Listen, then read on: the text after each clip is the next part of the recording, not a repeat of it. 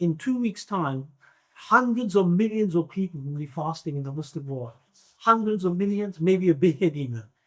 If you go from Tunisia and Morocco in the west to Indonesia in the east, there will be just salah and fasting across the whole Muslim world. The question we want to ask is, why is it that some of our Muslim countries are at the top of corruption index? Why is that? Why is that? That's a question we have to ask. Why doesn't all this ibadah spill over into the society? So we're asking the question that, if we look at our Muslim countries, the weak are oppressed, injustice, torture, corruption, nepotism, infighting, violence, terrorism, you name it, there's all these scenarios. Now, there are many reasons for that, and I know that. But as a society, as a community, if we're fasting, if we're worshiping Allah subhanahu wa ta'ala, some of this should be spilling out into our business practices. Some of it should be spilling out in our political practices. Some of it should be spilling out into our communal practices. And when that is not happening, I think you have to ask a question that what's happening to this ummah, this, Papa mentioned, Inna salata tanha anil fahsha wal munkar. Yeah, that salah is a preventative measure that wards off evil and so on and so forth. Right? If a person prays and commits sin, we don't tell that person not to pray. We tell that person to pray, but transform your prayer.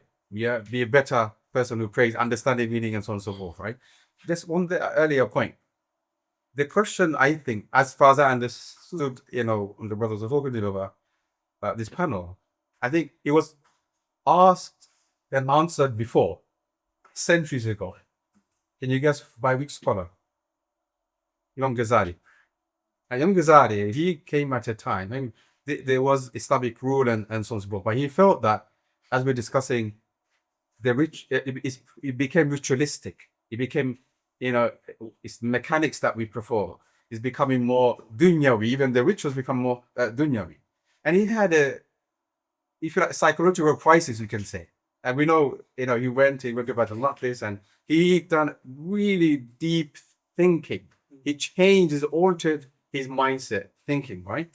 And then what did he write? What's the book he wrote? He wrote after that. Ihya Ulumuddin. Yeah?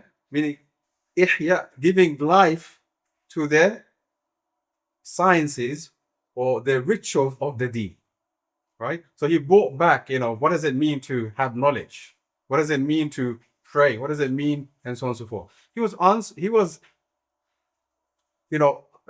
not confused, but asking himself these kind of questions centuries ago. Right? So these are things that we have to, I think it's important to ask. It's important to deliberate upon. It's important to do muhasabah, right?